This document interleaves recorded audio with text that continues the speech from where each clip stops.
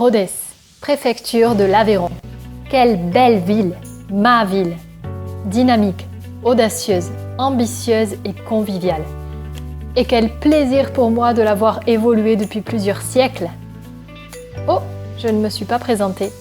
Vous avez deviné qui je suis? Non, je ne suis pas si majestueuse. En fait, vous ne m'avez probablement jamais vue. Je pense même que vous ne me connaissez pas. Et pourtant moi, je vous vois tous les jours depuis plus de 2 siècles. Ah, me voilà.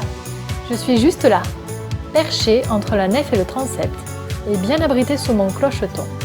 Rassurez-vous, je ne vous en veux pas, je suis invisible d'en bas. Je m'appelle Mandarelle. Je suis la plus petite d'une fratrie de 12 cloches. Et si les Ruthénois ont l'habitude d'entendre mes grandes sœurs, moi, je ne sonne plus depuis de nombreuses années. Et comme on ne me voit pas, je suis peu à peu tombée dans l'oubli. Pourtant, jadis, j'étais très connue. Lorsque j'étais une jeune cloche, et jusqu'au milieu du 19e siècle, tous les Ruthénois attendaient avec impatience d'entendre mon son de cloche quotidien. Et pour cause. Mon travail à moi était de sonner l'heure du goûter.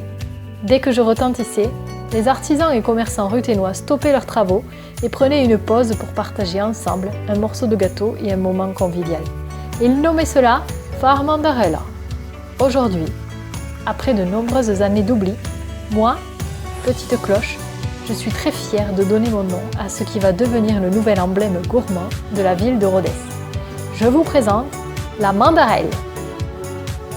Le graphique du dessus ne vous est peut-être pas inconnu. Bien joué. C'est la rosace de la façade ouest de notre chère cathédrale. Autrement dit, celle qui illuminait le cœur de ces belles couleurs lorsque moi je sonnais l'heure du goûter. Maintenant que je vous ai dévoilé mes secrets, chers Ruthénois, je compte sur vous pour goûter, partager et faire connaître notre nouveau gâteau sans modération pour qu'il devienne l'objet de tous les sons de cloche.